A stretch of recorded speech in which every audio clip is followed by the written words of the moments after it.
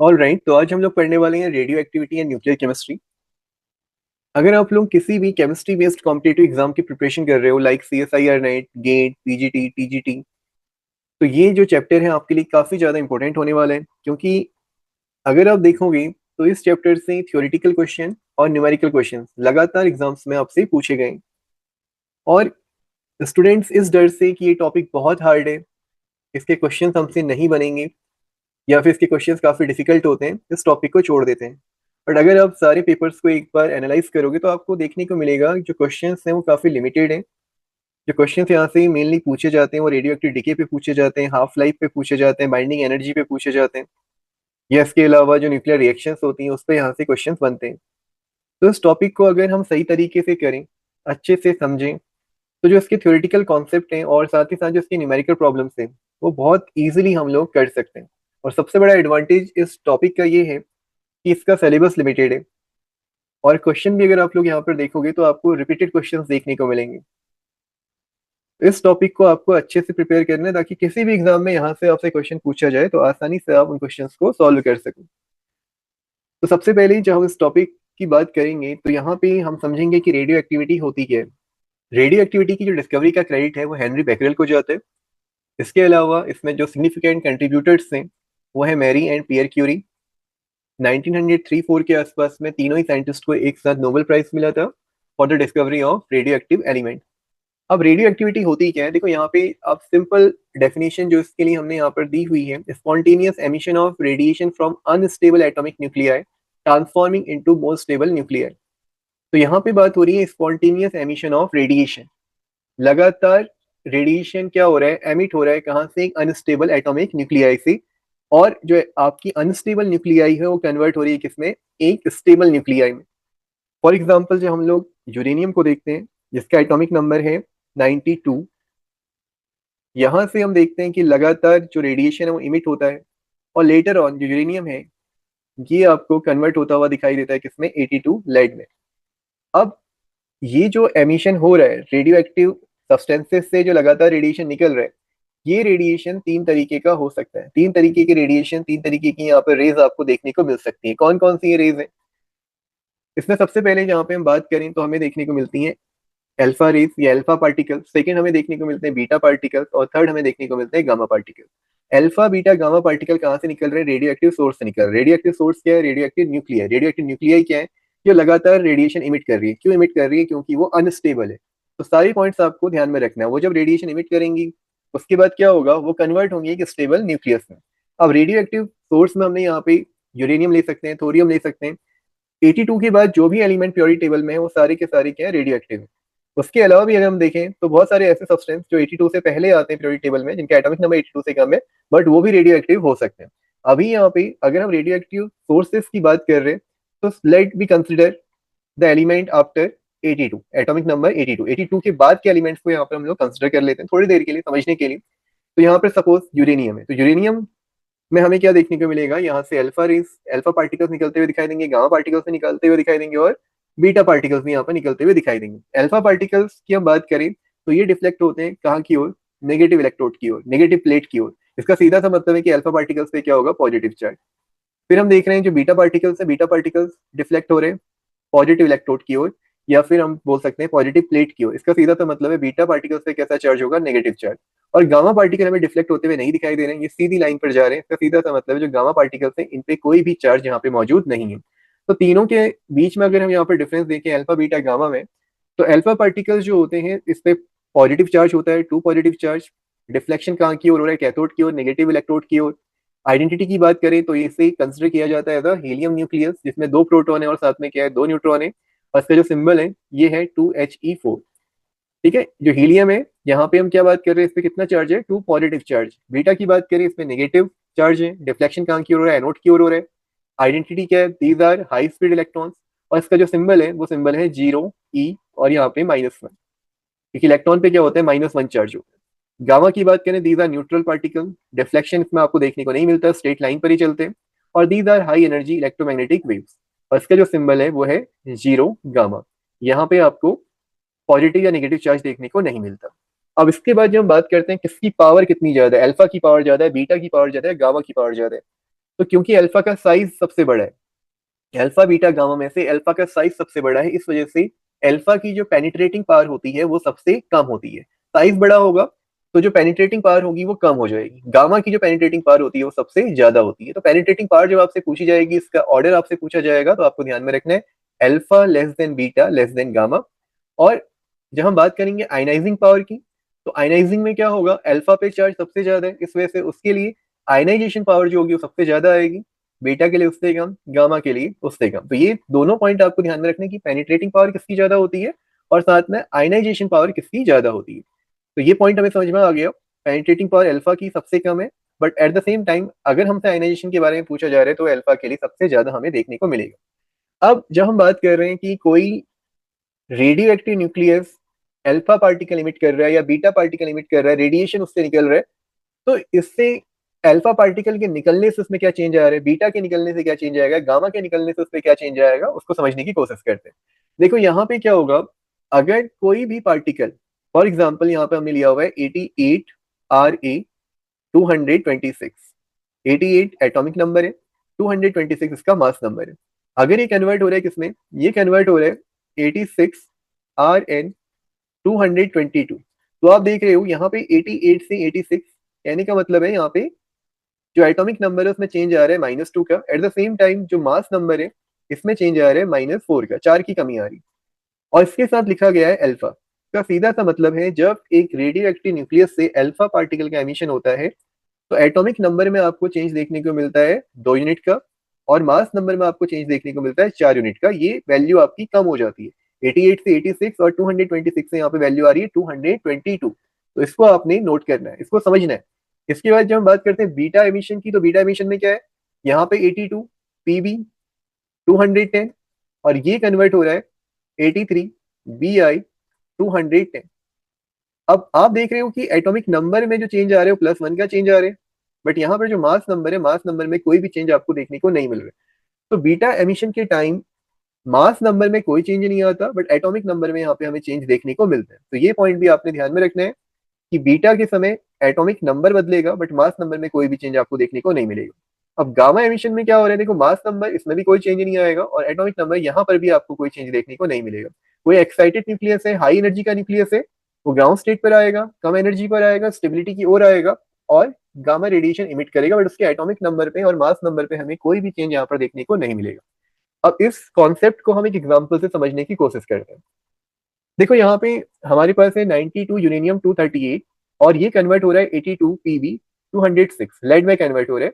और हमसे अगर ये पूछा जाए कि इस प्रोसेस के अंदर कितने अल्फा पार्टिकल का एमिशन हुआ और साथ में कितने बीटा पार्टिकल का एमिशन हुआ, कैसे इसको हम लोग सॉल्व करेंगे।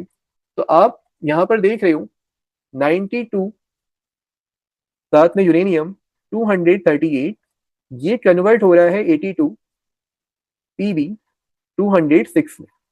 तो 92 से एटॉमिक नंबर में कमी आई है 10 यूनिट की, 92 से ये 82 हो गया, और मास नंबर आप देखो 238 से हो रहा है 206। अब आपको पता है कि जो मास नंबर है वो चेंज होता है अल्फा पार्टिकल्स में, बीटा पार्टिकल में मास नंबर पे कोई भी फर्क नहीं पड़ता। तो जब मेरे पास शुरुआत में मास है 238 और ये कन्वर्ट हुआ है 206 में, तो जो चेंज मुझे यहाँ पर देखने को मिला वो है 32 यूनिट का। अब एक अल्फा पार्टिकल की अगर हम बात करें, एक अल्फा पार्टिकल में जो चेंज आता है वो आता है 4 यूनिट का। ये मैंने अभी आपको बताया। मास की अगर हम बात कर रहे हैं तो मास में जो यूनिट चेंज आएगा 4 यूनिट चेंज आपको यहाँ पर देखने को मिलेगा।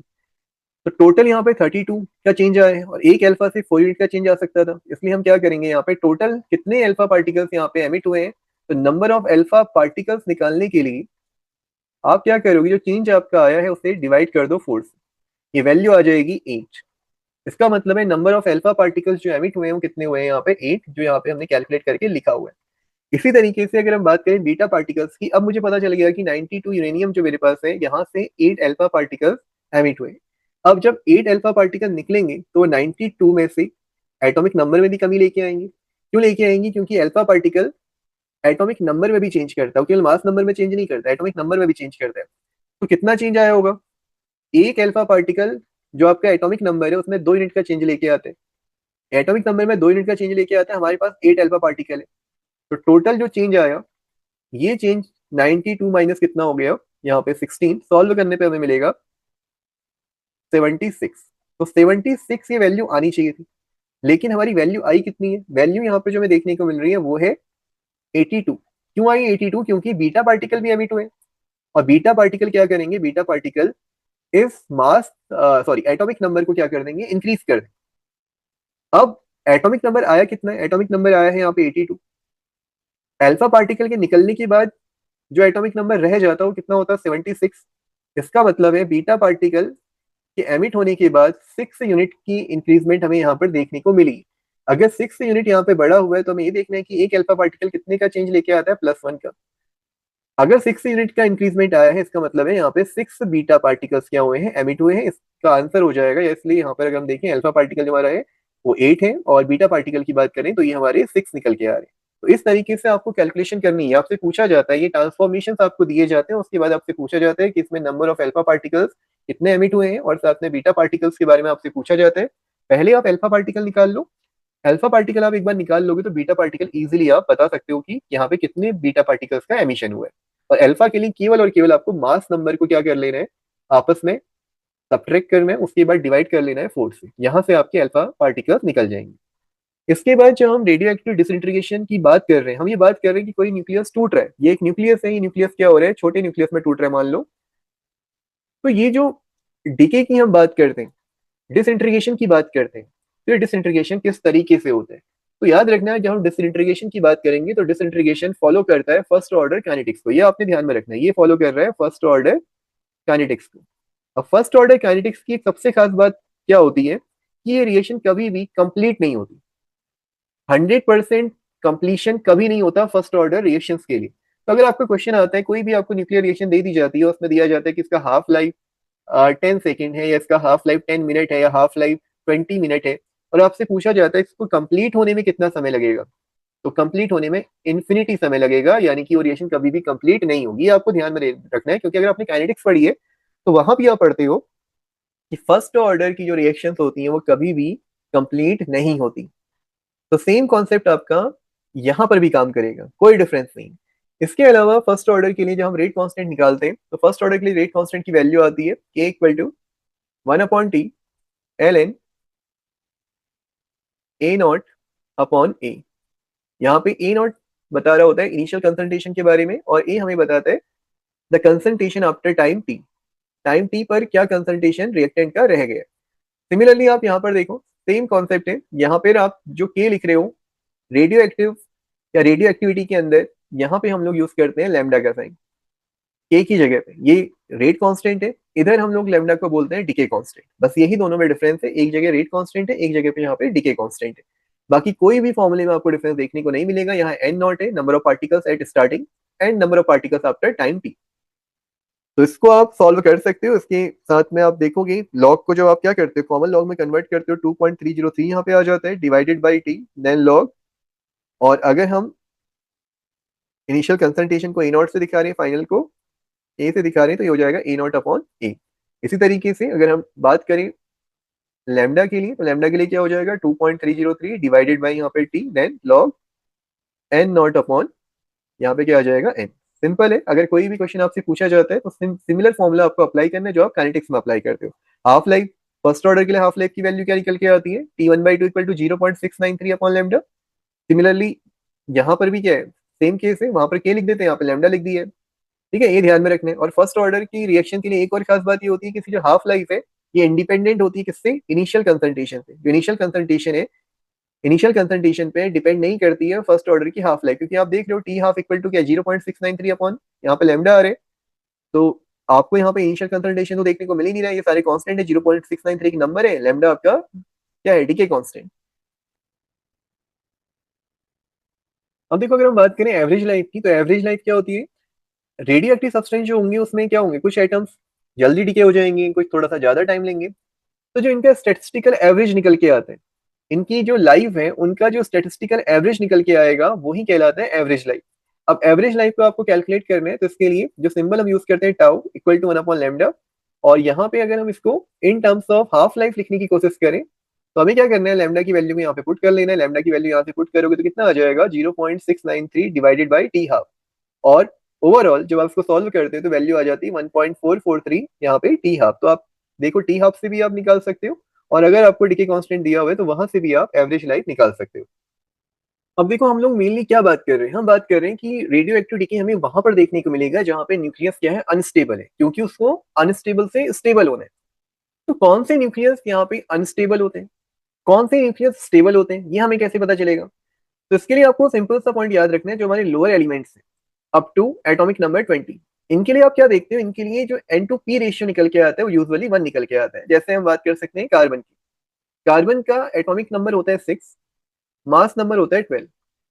यहाँ पर जो प्रोटॉन की वैल्यू है वो है 6, और न्यूट्रॉन की वैल्यू अगर हम देखें 12 - 6 which is also 6। N to P ratio कितना आ गया, एन टू पी रेशियो इसका निकल के आ गया 1। ऐसे ही हम बात कर सकते हैं ऑक्सीजन के लिए, ऑक्सीजन के लिए जो वैल्यू निकल के आएगी 8O16, प्रोटॉन्स यहाँ पर है 8, न्यूट्रॉन की बात करें ये भी 8, तो एन टू पी यहाँ पर भी क्या निकल के आ जाएगा 1। तो जो लाइटर न्यूक्लियाई होती है उनके लिए एन टू पी वैल्यू हमारी क्या निकल के आती है, 1 निकल के आती है। जो हाइयर एलिमेंट्स हैं वहां पे हमें क्या देखने को मिलता है, स्टेबल न्यूक्लियस के अंदर N to P ratio greater than 1 निकल के आता है। लाइटर के केस में ये 1 निकल के आ रहे हैं, और हैवियर के केस में ये ग्रेटर देन 1 निकल के आ रहे हैं। लेकिन कुछ कंडीशन ऐसी भी बनेंगी जहां पर ये काफी ज्यादा हो जाएगा, और कुछ कंडीशन ऐसी बनेंगी जहां पर ये 1 से कम हो जाए। तो वो जो एन टू पी रेशियो की कंडीशन है जहां पे वैल्यू काफी ज्यादा हो रही है या फिर काफी कम हो रही है, उन न्यूक्लियस को हम बोलते हैं अनस्टेबल न्यूक्लियस। अब ये बेल्ट जो आपको दिखाई दे रही है ग्रीन कलर की, जो ये बेल्ट है, इस बेल्ट में अगर एन टू पी रेशियो आ रहा है, ये हम बात कर रहे हैं हायर एलिमेंट्स की, तो उस केस में क्या होता है, उस केस में हम बोलते हैं हमारी जो न्यूक्लियस है वो स्टेबल है। अगर एन टू पी रेशियो इस बेल्ट से नीचे हमें देखने को मिल रहा है तो यहाँ पे अल्फा एमिशन होगा, इससे ऊपर देखने को मिल रहा है तो बीटा एमिशन होगा, बट एमिशन होगा, रेडिएशन यहाँ पे निकलेगा। तो ये पॉइंट आपको ध्यान में रखना है कि आउटसाइड दिस बेल्ट, ये जो ग्रीन बेल्ट आपको देखने को मिल रही है, इस बेल्ट के आउटसाइड में आपको रेडियो एक्टिव एलिमेंट देखने को मिलते हैं या रेडियो एक्टिविटी देखने को मिलती है। अब इससे भी एक और इजी तरीका है, इससे आसान तरीका क्या है, एक कॉन्सेप्ट आता है मैजिक नंबर का। ये जो मैजिक नंबर है ये बताते हैं हमें न्यूक्लियस की स्टेबिलिटी के बारे में। अगर कोई भी ऐसा न्यूक्लियस है, कोई भी ऐसा एटम है जिसमें आइदर न्यूट्रॉन और प्रोटॉन दोनों में से किसी की भी वैल्यू इन नंबर से मैच कर जाए, नंबर्स क्या है, यहाँ पर आप नंबर्स देखोगे तो नंबर्स आपके पास है 2, 8, 20, 28, 50, 82, 126। अगर किसी भी न्यूक्लियस के लिए आप या तो atomic number, number of proton हम बोल सकते हैं जिन्हें, या फिर number of neutron, in numbers के इक्वल देख लेते हो तो ये नंबर आपके क्या होते हैं, स्टेबल होते हैं। जैसे हम बोलते हैं कि जितने भी हाइयर एलिमेंट्स हैं आफ्टर 82, वो क्या है, जब रेडियो एक्टिविटी उनमें हम देखते हैं तो रेडियो एक्टिव डीके के बाद वो आके रुक जाते हैं लेड पर, क्योंकि लेड एक स्टेबल न्यूक्लियस है और लेड का एटॉमिक नंबर कितना होता है, 82। तो 82 जो है एक स्टेबल नंबर है। तो मैजिक नंबर्स 2, 8, 20, 28, 50, 82, 126, ये आप प्रोटॉन्स के लिए देख लो या न्यूट्रॉन्स के लिए देख लो, वो जो न्यूक्लियस है वो क्या हो जाएगी, स्टेबल हो जाएगी। और 82 से जैसे ही हम आगे बढ़ते हैं तो जितने भी एलिमेंट्स हैं वो क्या है, सब रेडियो एक्टिव है। 82 के बाद 83, 84, 85 जितने भी एलिमेंट्स हैं वो सारे के सारे क्या है, रेडियो एक्टिव एलिमेंट्स हैं। ये आपको ध्यान में रखना है। तो लास्ट जो हम लोग देखते हैं स्टेबल न्यूक्लियस, वो Z = 82 पर देखते हैं, और Z = 82 लेड का नंबर है। इस पॉइंट को आप अच्छे से नोट कर लो। दो पॉइंट आपको ध्यान में रखने की, एन टू पी रेशियो, एक ये आप कंसिडर करते हो जब आप स्टेबिलिटी की बात करते हो, और दूसरा मैजिक नंबर्स को आप यहाँ पे ध्यान में रखते हो।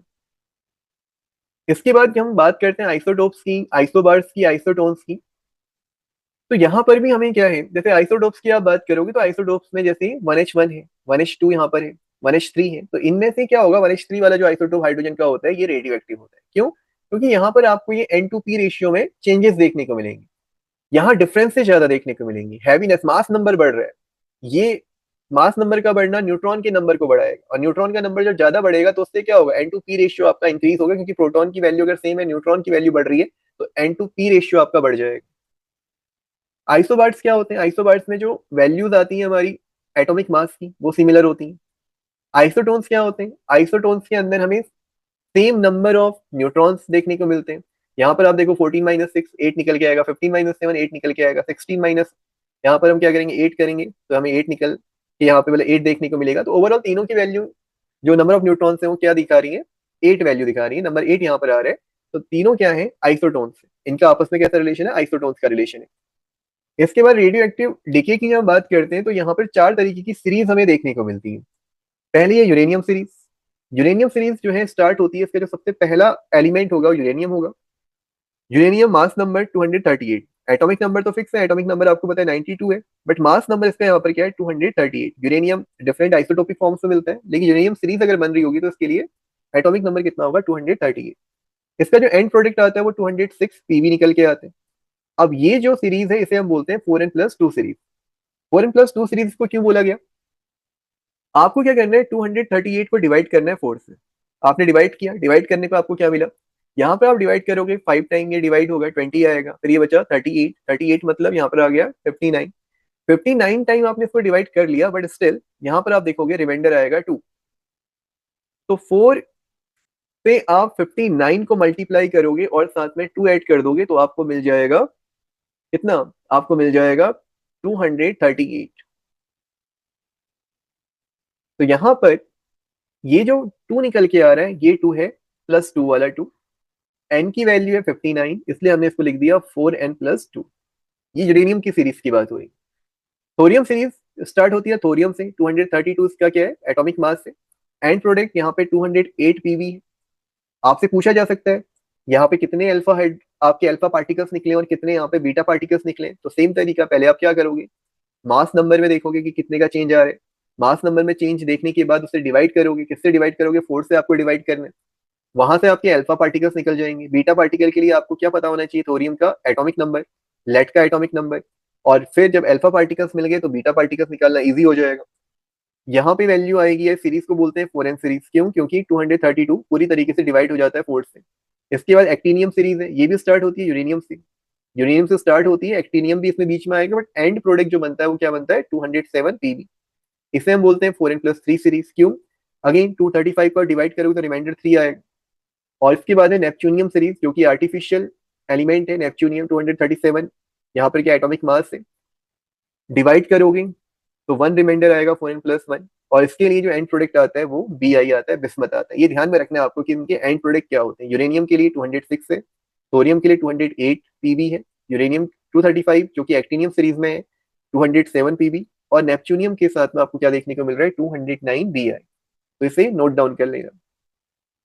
अब हमें बात करनी है mass defect and binding energy पे। देखो मास डिफेक्ट और बाइंडिंग एनर्जी का कॉन्सेप्ट बहुत इंटरेस्टिंग सा है।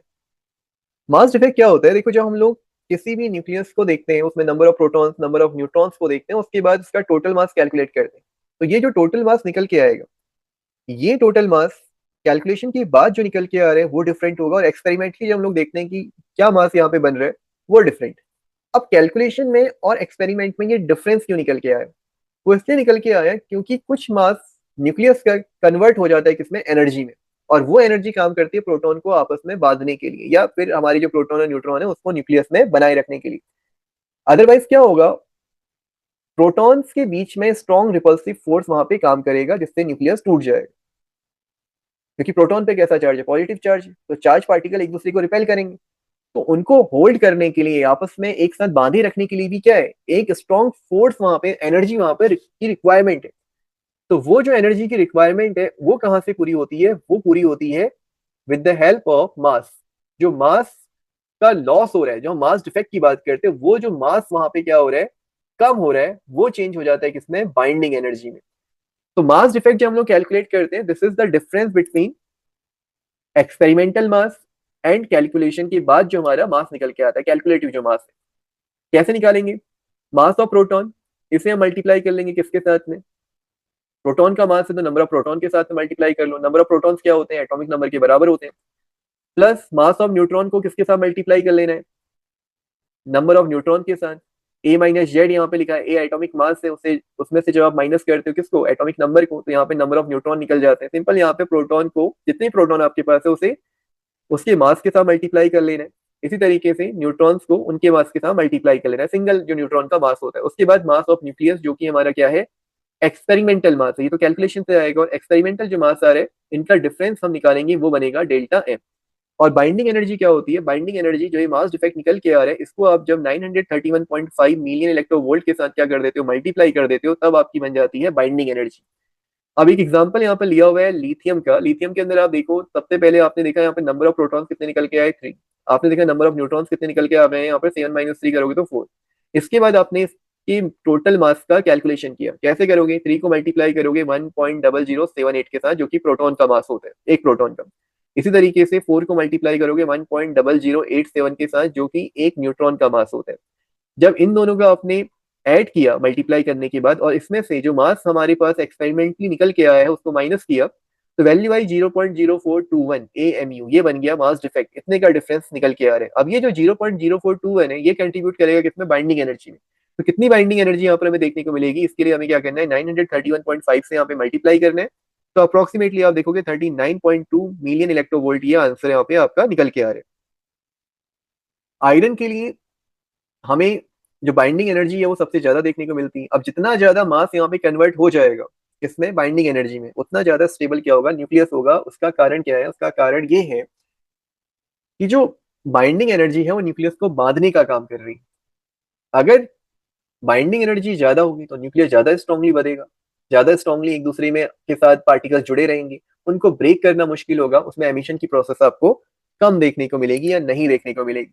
तो ये वैल्यू आप देखोगे 56 Fe के लिए सबसे ज्यादा आपको देखने को मिलती है। इसको बिल्कुल आपने नोट डाउन कर लेना है। 8.8 मिलियन इलेक्ट्रोवोल्ट पर न्यूक्लियन यहाँ पे ये वैल्यू निकल के आ रही है। अभी पर न्यूक्लियन की जब हम बात करते हैं, इसको भी आप समझ लो, जब आप बाइंडिंग एनर्जी निकालोगे, ये बाइंडिंग एनर्जी निकलती है total binding energy. Per nucleon के लिए आपको क्या करना है, जितने आपके पास प्रोटॉन है, जितने आपके पास न्यूट्रॉन है, उनको आपस में क्या कर लेना है, ऐड कर लेना है। और ऐड करने के बाद जो एनर्जी आपकी निकल के आई है, उस एनर्जी को उस नंबर से डिवाइड करना है, तब आपकी बाइंडिंग एनर्जी पर न्यूक्लियन निकलती है। न्यूक्लियन का मतलब प्रोटॉन और न्यूट्रॉन से, न्यूक्लियन का मतलब न्यूक्लियस से, और न्यूक्लियस में आपके पास ना प्रोटॉन और न्यूट्रॉन मौजूद रहते हैं। इसके बाद न्यूक्लियर रिएक्शंस की हम बात करें, किस तरीके की रिएक्शंस हमें यहाँ पर देखने को मिलती हैं।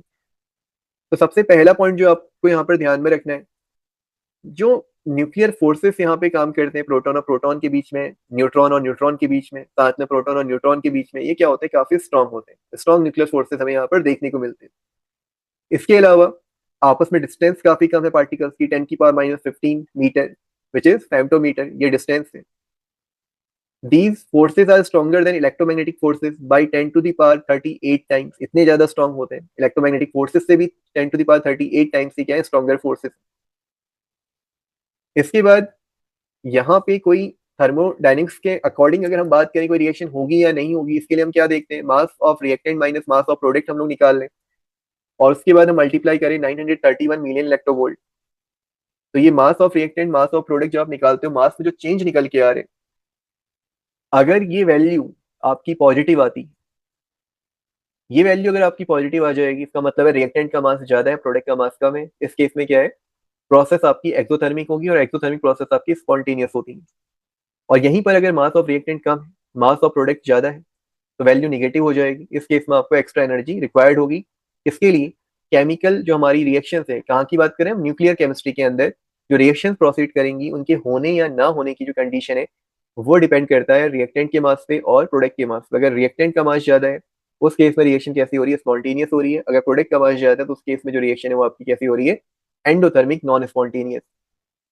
रिएक्शंस की बात करें तो यहाँ पे रिएक्शंस में आपको बस ये ध्यान में रखना है कि जो लेफ्ट साइड में आपके पास में एटॉमिक नंबर है, वही नंबर, वही वैल्यू राइट साइड में भी आपकी आनी चाहिए। टोटल वैल्यू की हम यहाँ पे बात करें, सिंपल टर्म्स में नंबर ऑफ प्रोटॉन्स आपके सिमिलर रहने चाहिए लेफ्ट साइड में और राइट साइड में। मास नंबर आपका लेफ्ट साइड में और राइट साइड में सिमिलर रहना चाहिए। फॉर एग्जांपल, अगर हम यहाँ पर एक बात कर रहे हैं कि एक प्रोटॉन कैप्चर किया किसने, कार्बन ने, ये न्यूक्लियर रिएक्शन का एग्जांपल है।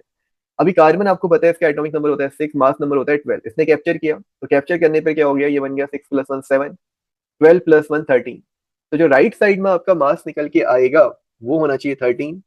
राइट साइड में जो नंबर आपका निकल के आएगा, टोटल नंबर, एटॉमिक नंबर की हम बात कर रहे हैं, हम जेट वैल्यू की बात कर रहे हैं, वो कितनी निकल के आएगी, 7। तो यहाँ पर 7 and 13 बना। अब अगर 7 and 13 हमें दिया हुआ है, हमसे पूछा जाए कि यहाँ पे क्या और साथ में कोई पार्टिकल है, तो आपको दिखाई दे रहा है कि यहाँ लेफ्ट हैंड साइड में जितना मास था, उतना ही मास राइट हैंड साइड में नाइट्रोजन में मिल गया हमें। जितना एटॉमिक नंबर था वो नाइट्रोजन में मिल गया। इसका सीधा सा मतलब एक ऐसा पार्टिकल साथ में यहाँ पर होगा जिसके साथ ना ही एटॉमिक नंबर जुड़ा होगा, ना ही मास नंबर, और वो होता है गामा पार्टिकल। अब यहीं पर कंडीशन कुछ अलग होती है, जैसे यहाँ पर हम बात कर रहे हैं न्यूक्लियर फिशन रिएक्शंस की। तो यहाँ 235 यूरेनियम है, इसमें न्यूट्रॉन की बम्बार्टमेंट हुई, ये यूरेनियम आपका टूट गया, 235 प्लस 1 कितना बन गया, 236। अब 236 आपका लेफ्ट हैंड साइड का क्या है, मास। राइट साइड में आप देखो, राइट साइड में क्या होना चाहिए, 236 आना चाहिए। तो यहाँ 141 आपको देखने को मिल रहा है। फिर आपने देखा यहाँ पे 92 क्रिप्टन के लिए जो एटॉमिक मास है, आपने दोनों को ऐड किया, ऐड करने पर आपको क्या मिला, 141 और 92 का आपने ऐड कर दिया, तो यहाँ से जो वैल्यू आपको मिली वो वैल्यू हो जाएगी 233। अभी 233 तो हो गया, लेकिन होना कितना चाहिए, 236। तो कौन सा पार्टिकल यहाँ पर है जो इस रिएक्शन को बैलेंस करेगा? तो इसके लिए आपको एक ऐसा पार्टिकल रिक्वायर्ड होगा जो क्या करे, जो एटॉमिक नंबर में कोई चेंज ना लेके आए, क्योंकि यहाँ पर जो एटॉमिक नंबर को ऐड करोगे, यहाँ पे लिखा नहीं है, एटॉमिक नंबर को ऐड करोगे तो वो आपके बैलेंस हो गए। एटॉमिक मास यहाँ पर अगर चेंज हो रहा है, केवल मास में चेंज आ रहा है, तो आप एक ऐसा नंबर ढूंढोगे जिससे एटॉमिक नंबर में कोई फर्क ना पड़े लेकिन मास नंबर में फर्क पड़े। और वो अगेन हमारे पास में क्या है, न्यूट्रॉन। क्योंकि यहाँ पर जो एटॉमिक नंबर है, न्यूट्रॉन के लिए हम बात करते हैं, सिंबल होता है 0 n 1। तो यहाँ पे एटॉमिक नंबर में कोई चेंज नहीं आएगा, मास नंबर में 1 यूनिट का चेंज आएगा, लेकिन हमें कितना यूनिट चाहिए, 3 यूनिट्स यहाँ पर रिक्वायर्ड है, इसलिए हमने लिख दिया 3 0 n 1। 3 क्यों लिखा है, क्योंकि हमें 3 यूनिट रिक्वायर्ड है। इसी को क्यों लिया हुआ है, क्योंकि हमें एटॉमिक मास में चेंजेस देखने हैं, या एटॉमिक मास को बैलेंस करना है, एटॉमिक नंबर को बैलेंस नहीं करना है। एटॉमिक नंबर इसका ऑलरेडी बैलेंस हुआ है, यहाँ पर लिखा नहीं है लेकिन ये बैलेंस्ड है, इसको आपने ध्यान में रखना है।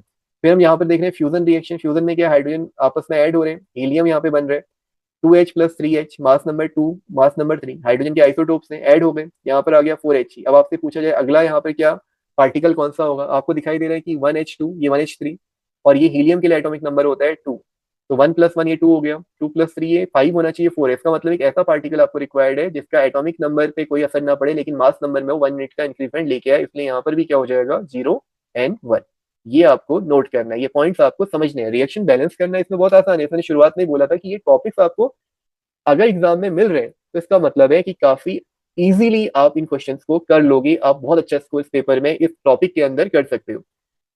थोड़ा सा अपना दिमाग यहाँ पे लगाना है। अब देखो इस रिएक्शन के अंदर आप देखो, ये अगेन सेम कंडीशन है, 14 nitrogen plus 4 helium, alpha induced ये रिएक्शन है, अल्फा पार्टिकल यहाँ पे नाइट्रोजन के साथ जुड़ रहा है ना। तो यहाँ से क्या हो रहा है, देखो 17O यहाँ पर आपको देखने को मिल रहा है। नाइट्रोजन के लिए आपका एटॉमिक नंबर कितना होता है, 7, क्योंकि एटॉमिक नंबर में कोई चेंज नहीं है, 7n ही होगा यहाँ पे, और हीलियम के लिए 2। तो 7+2 कितना हो गया, 9। अभी 9 ये हो गया। यहाँ पे ऑक्सीजन के लिए जो वैल्यू आती है 8।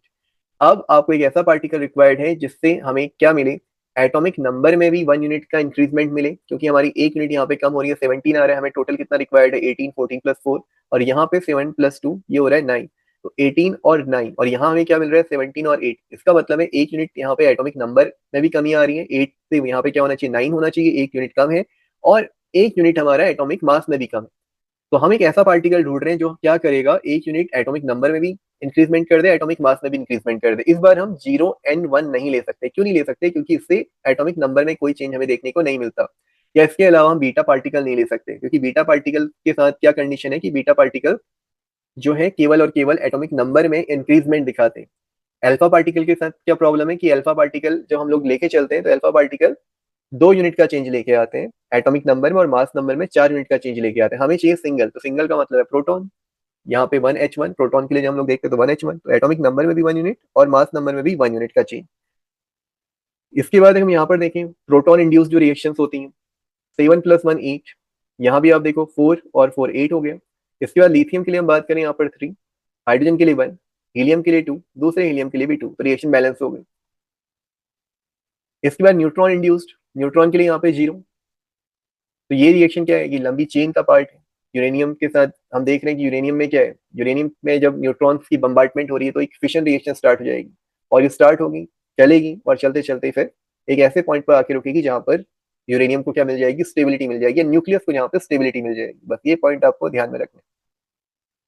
और यहाँ आप देखो 231 यूरेनियम, इसके साथ जैसे हमने क्या देखा, यहाँ पे न्यूट्रॉन की रिएक्शन यहाँ पर देखी, फिर 239 में कन्वर्ट हो गया कि मास नंबर बढ़ गया। फिर बीटा डीके हुआ, तो बीटा डीके होते ही क्या हो जाएगा, ये 92 है। बीटा डीके होती है 92, किसमें कन्वर्ट हो जाएगा, 93 में। मैंने पहले भी आपको बताया कि बीटा डीके के टाइम क्या होता है, एटॉमिक नंबर बढ़ जाता है, मास नंबर में कोई चेंज नहीं। फिर से बीटा डीके हुआ तो यहाँ पर आ गया 94। तो जो न्यूक्लियस आप शुरू कर रहे थे यूरेनियम से, वो कहाँ पहुंच गया, पीयू पे पहुंच गया।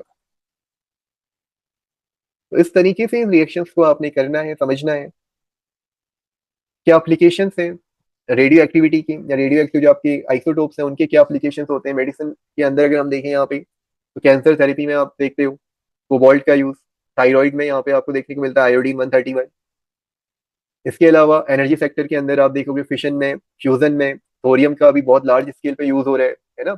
यूरेनियम की अगर देश में कमी है तो थोरियम की कोशिश की जा रही है कि थोरियम के रिसोर्सेस हमें मिल जाए। इसके अलावा कार्बन 14 की हम जब बात करते हैं तो ये जो है रॉक्स की एज, प्लांट्स की एज डिटर्मिनेशन में काम आते हैं। तो इस तरीके से काफी ज्यादा एप्लीकेशन हैं किसके, रेडियो एक्टिव सब्सटेंसेस के, रेडियो एक्टिविटी के। तो ये पूरा टॉपिक था जिसको हमने समराइज किया इजी वे में। ऐसा नहीं कि सारे टॉपिक्स कवर हो गए, बट एग्जाम के पॉइंट ऑफ व्यू से ये जो टॉपिक है ये समराइज करने की कोशिश की गई है। अब इसके अंदर बाकी के जो टॉपिक्स होंगे, बाकी जो कॉन्सेप्ट्स हैं, उसको हम आने वाली क्लासेस में सीखेंगे। लेकिन जितना हमने अभी तक पढ़ा हुआ है एक बार उस पर बेस्ड कुछ एमसीक्यूज में यहाँ पे सॉल्व कर लेते हैं। देखो फर्स्ट क्वेश्चन जो आपके लिए है, इसमें आपको बोला गया है gamma radiation from radio isotopes can be used to. ये एप्लीकेशन वाली पार्ट से रिलेटेड क्वेश्चन है। तो यहाँ पे जो गामा रेडिएशन की हम बात करते हैं, it is used to sterilise medical equipment. Option number C इसका सही है। कोबाल्ट 60 का जो मेन यूज है वो क्या है यहाँ पे पूछा जा रहा है। तो ये भी मैंने अभी आपको बताया था, कैंसर रेडियोथेरेपी में इसका यूज होता है। Question number third, which radio isotope is commonly used in the treatment of thyroid disorder. Option number C iodine 131। Question number four, the binding energy per nucleon of helium nucleus. यहाँ पे mass defect आपको दिया हुआ है। Mass defect जब आपको दिया जाता है, मैंने आपको बताया था मास डिफेक्ट आपको दिया गया है 0.0304 AMU एटॉमिक मास यूनिट। और यहाँ से आपको क्या निकालनी, binding energy per nucleon. Binding energy per nucleon ये आपको निकालना है। तो जो भी आपकी बाइंडिंग एनर्जी आएगी, बाइंडिंग एनर्जी कैसे निकालोगे, 0.0304 इंटू 931.5 MeV। इसे आप डिवाइड करोगे पर न्यूक्लियन, क्योंकि निकालना है। अगर केवल बाइंडिंग एनर्जी बोला जाता तो क्वेश्चन यहीं पे कंप्लीट हो जाता है। लेकिन जो भी आंसर आपका आएगा उसे आप डिवाइड करोगे 4 से। क्यों डिवाइड करोगे, क्योंकि यहाँ पे हीलियम की बात हो रही है। हीलियम के लिए दो होते हैं प्रोटॉन, दो होते हैं न्यूट्रॉन, 2+2 यहाँ पर आ गया 4। तो सॉल्व करने पे जो आंसर आपका निकल के आएगा आप उसको सॉल्व कर लेना। ऑप्शन नंबर 20 का क्या है करेक्ट आंसर है। क्वेश्चन नंबर 5 में आपको बोला गया है radio isotopes are used in smoke detectors. Smoke detectors में इसका यूज होता है रेडियो आइसोटोप्स का। तो which isotope is typically use. Option number A americium इसका सही आंसर है। इसके बाद हम बात करें नेक्स्ट जो हमारे पास क्वेश्चन है, question number 6, which of the following is not emitted during any type of radio activity के। इजी क्वेश्चन है, कौन सा पार्टिकल हमें निकलता हुआ नहीं दिखाई देता है, अल्फा बीटा गामा या प्रोटॉन। तो प्रोटॉन का एमिशन नहीं होता है, अल्फा बीटा गामा तीनों पार्टिकल्स का एमिशन होते हैं, हमें दिखाई देते हैं। Which isotope is used in carbon dating. Carbon dating में हम यूज करते हैं 14C, कार्बन का आइसोटोप है। Which has the highest ionising power. Ionisation power की बात करें तो ये सबसे ज्यादा अल्फा पार्टिकल्स में हमें देखने को मिलती है, मैंने बताया था, क्योंकि चार्ज सबसे ज्यादा है अल्फा पार्टिकल्स में। Which radiation is deflected the least in electric field. इसमें से कौन सा रेडिएशन लीस्ट डिफ्लेक्टेड होगा। तो जब हम बात करते हैं गामा रेज की तो ये डिफ्लेक्ट नहीं होते हैं। The highest penetrating power, gamma rays में आपको पेनिट्रेशन देखने को सबसे ज्यादा मिलता है, सबसे हाईएस्ट पावर होती है, क्योंकि साइज छोटा है। और अल्फा के लिए सबसे कम, क्योंकि साइज क्या है सबसे यहाँ पे बड़ा है। इसके बाद question number 11, if a radio active isotope has a half life of 2 hours what percent remain after 6 hours.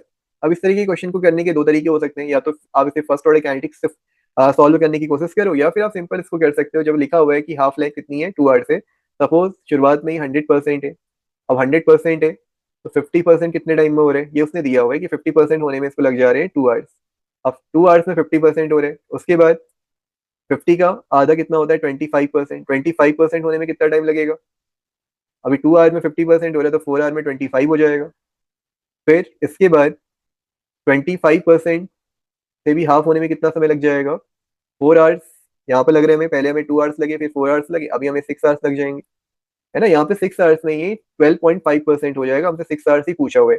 जब ये मल्टीपल में पूछे गए हों, जैसे यहाँ पे 2 आवर्स दिया हुआ है, यहाँ पे 6 आवर्स दिया हुआ है, तो इजीली आप क्वेश्चन को सॉल्व कर सकते हो। आपको कुछ अलग से कोई फॉर्मुला वगैरह नहीं लगाना है, बेसिक आपको मैथ्स की नॉलेज है तो आप इजीली क्वेश्चन को सॉल्व कर पाओगे। अगला क्वेश्चन है, decay constant of a radioactive element is 0.001 second inverse, what is it's half life. आपको पता है लैम्डा इक्वल टू जो वैल्यू निकल के आती है 0.693 डिवाइडेड बाई, यहाँ पर हम लोग क्या लिखते हैं, हाफ लाइफ T1/2। इस बार इसने टी हाफ आपसे पूछा हुआ है T1/2, तो इसका सीधा सा मतलब है यहाँ पे क्या हो जाएगा 0.693 डिवाइड बाई लैम्डा। लैम्डा की वैल्यू आपको दे रखी है 0.001। सॉल्व करोगे पॉइंट से पॉइंट कैंसिल कर लो, 693 डिवाइडेड बाई 1 आ जाएगा, which is equal to 693 second. Option number A. Question number 13, radio active decay is a first order reaction. Repeated question है, कई बार पूछा जाता है। तो रेडियो एक्टिव डीके क्या है, एक फर्स्ट ऑर्डर रिएक्शन है। According to Soddy Fajans law, beta minus decay result in, beta minus decay जो होता है उसमें जो मास नंबर है उसमें कोई चेंज नहीं आता। ऑप्शन नंबर ए गलत है। एटॉमिक नंबर डिक्रीज्ड बाय 1 बिल्कुल गलत है, एटॉमिक नंबर में इंक्रीजमेंट देखने को मिलता है। ऑप्शन नंबर सी यहाँ पर क्या है, correct. Question number 15, according to Soddy Fajans displacement law, alpha decay में क्या होता है? अल्फा डीके में आप देखोगे यहाँ पे ये ऑप्शन में थोड़ा सा डिफरेंट हुआ है, ये वाला जो साइड है इसको छोड़ देते हैं, केवल और केवल फर्स्ट वाले को देखते हैं। जेड इंक्रीजेस बाई 1, बिल्कुल ऐसा नहीं होता है, अल्फा डीके के अंदर जेड में कोई इंक्रीजमेंट नहीं होता। जेड इंक्रीजेस बाई 2, बिल्कुल नहीं। जेड इंक्रीजेस और डिक्रीजेस बाई 1, बिल्कुल गलत है। हाँ, जेड वैल्यू में जो है डिक्रीजमेंट हमें देखने को मिलता है एटॉमिक नंबर में 2 यूनिट का। ऑप्शन नंबर डी यहाँ पर क्या है, करेक्ट है। क्वेश्चन नंबर 16 सिमिलर क्वेश्चन जो हमने पहले सॉल्व किया। क्वेश्चन नंबर 11 में sample has a half life of 10 days, what fraction remains after 30 days. Similar question है, इसे आप लोग खुद से ट्राई करना, उसके बाद कमेंट सेक्शन के अंदर मुझे आंसर बताना कि क्या आंसर आपका यहाँ पे निकल के आया है। Question number 17, the time required for the complete disintegration or decay of a radioactive nucleus having half life is equal to 10 second.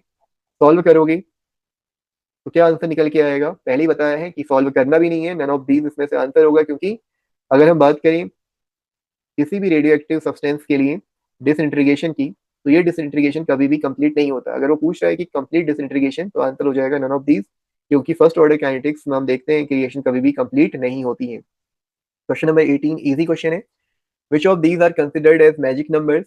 Magic numbers में से किसे कंसिडर किया जाता है? अभी मैंने आपको बताया था 2, 8, 20, 28, 50, 82, 126, आइदर प्रोटॉन आइदर न्यूट्रॉन, है ना, या तो प्रोटॉन या फिर न्यूट्रॉन में से, प्रोटॉन और न्यूट्रॉन में से किसी की भी वैल्यू अगर आपकी क्या निकल के आ जाती है इक्वल टू 2, 8, 20, 28, 50, 82, 126, तो ये जो न्यूक्लियस है इनको माना जाता है स्टेबल, और नंबर्स को बोला जाता है magic numbers. The N to P ratio for stable light nuclei, lighter nuclei के लिए वैल्यू कितनी निकल के आती है? 1 निकल के आती है। हैवियर के लिए ग्रेटर देन 1 होनी चाहिए, बट एक लिमिट में, बहुत ज्यादा नहीं हो सकती, बहुत कम नहीं हो सकती। In the nuclear decay find the correct sequence, नीचे आपको इक्वेशन दी हुई है, इसमें सीक्वेंस आपको बताना है। जेड की वैल्यू क्या हो रही है? जेड से जेड प्लस 1, ए की वैल्यू आप देख रहे हो क्या निकल के आ रही है? सिमिलर निकल के आ रही है, तो इसका मतलब पहले केस में क्या हो रहा है यहाँ पे, beta minus decay. Second case में आप देख रहे हो वाई की जो वैल्यू है ये चेंज हो रही है A-4, यानी कि ए से A-4, ये तभी हो सकता है जब यहाँ पे अल्फा डीके हो, ऑप्शन नंबर डी। और इस केस में जब अल्फा डीके होगा तो जेड प्लस 1 से भी हमें क्या देखने को मिलेगा? 2 यूनिट का चेंज देखने को मिलेगा। 1 यूनिट का चेंज होगा तो जेड बन जाएगा, जेड में से एक और यूनिट माइनस कर दोगे तो जेड माइनस 1। आप चाहो तो इन दोनों के बदले कोई नंबर लिख के भी इसको सॉल्व कर सकते हो। आइसोटोन्स की बात हो रही है, आइसोटोन्स क्या होते हैं? आइसोटोन्स मैंने आपको बताया था, जहाँ पे नंबर ऑफ न्यूट्रॉन्स क्या होंगे, सिमिलर होंगे, उनको हम बोलते हैं आइसोटोन्स। न्यूट्रॉन्स की यहाँ पे बात करनी है। इसके बाद अगला क्वेश्चन है यहाँ पे जो आपसे पूछा गया है, तो डीएफर्स are atoms having n to p constant, p to n constant, n minus p constant, या फिर एन प्लस पी कांस्टेंट। तो यहाँ पे आपको याद रखना है जो आइसो डीएफर्स होते हैं इसमें एन माइनस पी जो वैल्यू होती है क्या निकल के आती है? कांस्टेंट निकल के आती है। एन माइनस पी का मतलब है न्यूट्रॉन और प्रोटॉन को आप माइनस करोगे तो डिफरेंट न्यूक्लियाई के लिए वैल्यू आपकी क्या निकल के आएगी? सिमिलर निकल के आएगी। और ऐसे केसेस में इनको हम बोलेंगे आइसो डीएफर्स। क्वेश्चन नंबर 23, इसमें आपको इस इक्वेशन को कंप्लीट करना है। यहाँ पर अगर आप देखोगे 92, जो मैंने आपको बताया 92 प्लस 0, एटॉमिक नंबर 92 आ रहे, मास नंबर 236। अगेन यहाँ पर आप देखो 38 आपको देखने को मिल रहा है, किसके लिए? यहाँ पे एसआर के लिए। एटॉमिक नंबर है 94। फिर यहाँ आप देखोगे न्यूट्रॉन है 2 इंटू 1, अगर हम यहाँ पे कर देते तो वैल्यू आ जाएगी 2, तो 94, और साथ में आप देखो 94 के साथ आपको मिल रहा है प्लस 2। टोटल कितना है यहाँ पे? Atomic mass 236। 236 में से आप माइनस करोगे 96। क्यों माइनस करेंगे 96? क्योंकि यहाँ आपको देखने को मिल रहा है 92 प्लस 2 इंटू 1, ये मास यहाँ पे हमें दिया हुआ है। अब जो बीच में हमारे पास में यहाँ पे न्यूक्लियाई है, उसके लिए जो मास नंबर कितना निकल के आ जाएगा? 6 में से 6 माइनस करोगे 0, 13 में से 9 माइनस करोगे 4, देन 140। 140 कहाँ पे निकल के आ रहे हैं? केवल एक केस में निकल के आ रहे हैं, ऑप्शन नंबर सी में। ए और बी आपके आंसर नहीं हो सकते, हाँ डी हो सकता है, क्योंकि नन ऑफ दीज भी यहाँ पे ऑप्शन है। इसके लिए हम क्या करेंगे, अब एटॉमिक नंबर को देख लेते हैं। 92 यहाँ पर निकल के आ रहे हैं, यहाँ पे 0 है, यहाँ पे 38 है, सीधे सीधे 92 में से हमें क्या करना है? 38 को माइनस करना है, क्योंकि लेफ्ट हैंड साइड और राइट हैंड साइड में नंबर ऑफ, अगर हम बात करें प्रोटॉन्स, वो क्या होने चाहिए? इक्वल्स होने चाहिए। तो 92 माइनस 38 आप करोगे तो यहाँ आएगा 12 में से 8 माइनस करके 4, 6 में से 8 में से 3 माइनस करोगे आ जाएगा 5, 54। ऑप्शन नंबर सी बिल्कुल सही है। Question number 24, in radio active decay series the last product is always, last product हमेशा क्या होता है? स्टेबल आइसोटोप होता है। 24 का सही आंसर है option number D. Question number 25, an element x emits successively 2 beta particles, 1 alpha particle, 1 positron and 1 neutron. The mass and atomic numbers of the element are decreased by, आपको यहाँ पे बताना है कि जो मास नंबर है वो एटॉमिक नंबर है वो कितना यूनिट यहाँ पे क्या हो जाता है? डिक्रीज हो जाते हैं। क्वेश्चन में आपको क्या देखने को मिल रहा है कि सबसे पहले एक्स एमिट करता है 2 बीटा पार्टिकल्स को। तो जो बीटा पार्टिकल जब एमिट होते हैं तो जो चेंज हमें देखने को मिलता है वो एटॉमिक नंबर में देखने को मिलता है। पॉजिटिव साइड में, कहने का मतलब है इंक्रीजमेंट हमें देखने को मिलता है। तो अगर हम शुरुआत करें एक्स से, तो 2 बीटा पार्टिकल निकलने के बाद यहाँ हमें देखने को मिल जाएगा x+2। ठीक है, x के लिए या हम इसे ऐसे लिख सकते हैं, ज्यादा सही तरीका ये है कि हम एटॉमिक नंबर और मास नंबर को कंसिडर कर लें। कुछ इस तरीके से ये x है हमारे पास, और x के साथ हम यहाँ लिख लेते हैं z और यहाँ लिख लेते हैं a। तो स्टार्टिंग में जब 2 बीटा पार्टिकल्स यहाँ पे क्या हुए, रिमूव हुए सक्सेसफुली, 2 बीटा पार्टिकल्स यहाँ पे लिखा हुआ है, ये एमिट करता है, तो उस केस में हमें देखने को मिल जाएगा z+2। x और a की वैल्यू में कोई चेंज नहीं आएगा, क्योंकि बीटा पार्टिकल्स ए की वैल्यू में कोई भी चेंज नहीं लेके आते। इसके बाद लिखा है वन अल्फा पार्टिकल। अब जब अल्फा पार्टिकल निकलेगा तो अल्फा पार्टिकल्स में क्या होता है, अल्फा पार्टिकल एटॉमिक नंबर को 2 यूनिट कम कर देते हैं, तो z+2 कन्वर्ट हो जाएगा किसमें, z में। x यहाँ पे x है, और देन हमारे पास a की जो हम बात कर रहे हैं, a में चेंज आएगा 4 यूनिट का, लेकिन ये नेगेटिव साइड में, क्योंकि अल्फा पार्टिकल एटॉमिक नंबर में क्या करता है, 2 यूनिट का चेंज लेके आता है, लेकिन मास नंबर में 4 यूनिट का चेंज लेके आता है। इसके बाद लिखा हुआ है वन पॉजिट्रॉन। पॉजिट्रॉन की बात करें तो इसमें मास नंबर में कोई चेंज नहीं आता, लेकिन एटॉमिक नंबर में चेंज हमें देखने को मिलता है। यहाँ पे आपको हिंट भी दिया हुआ है, in positron decay there is no change in mass number but atomic number decreases by 1 unit. तो यहाँ पे एटॉमिक नंबर में आपको डिक्रीजमेंट देखने को मिल रहा है 1 यूनिट का, z-1, यहाँ पर x और यहाँ पे a-4। और इसके बाद लास्ट में हमें दिया हुआ है 1 न्यूट्रॉन। अभी न्यूट्रॉन जब निकलेगा तो न्यूट्रॉन के निकलते समय क्या होगा, न्यूट्रॉन को हम सिंबलाइज करते हैं 0n1 से। तो यहाँ एटॉमिक नंबर में कोई चेंज नहीं आएगा, क्योंकि एटॉमिक नंबर की जो वैल्यू है 0 है। मास नंबर जो हमें देखने को मिल रहा है वो 1 देखने को मिल रहा है, इसका सीधा सा मतलब है ये बन जाएगा z-1, यहाँ पर x, और यहाँ आ जाएगा a-5। तो क्वेश्चन हमसे पूछा गया था कि कितना चेंज हमें यहाँ पर देखने को मिलता है, तो क्या चेंज हमें देखने को मिल रहा है, हमें देखने को मिल रहा है 5 यूनिट का चेंज एटॉमिक मास में और 1 यूनिट का चेंज एटॉमिक नंबर में, ऑप्शन नंबर ए। तो ये हमारे 25 क्वेश्चंस कंप्लीट हुए जो हमने अभी तक पढ़ा था, उसके बेसिस पे 25 क्वेश्चंस यहाँ पे मैंने आपको कराए। इजी क्वेश्चंस है, ऐसा नहीं कि मैं बोलूँ बहुत डिफिकल्ट क्वेश्चंस है, इजी क्वेश्चंस थे। लेकिन ये जरूरी है इस चीज को समझने के लिए कि इसी तरह के क्वेश्चंस आपसे एग्जाम में पूछे जाते हैं और हम इन क्वेश्चंस को गलत करके आते हैं, जबकि इन क्वेश्चंस में ऐसा कुछ भी नहीं है। थोड़ा सा हमें पढ़ना है और उसका जो रिजल्ट है वो बहुत सारा है। तो आई होप आप लोगों को ये टॉपिक समझ में आया होगा।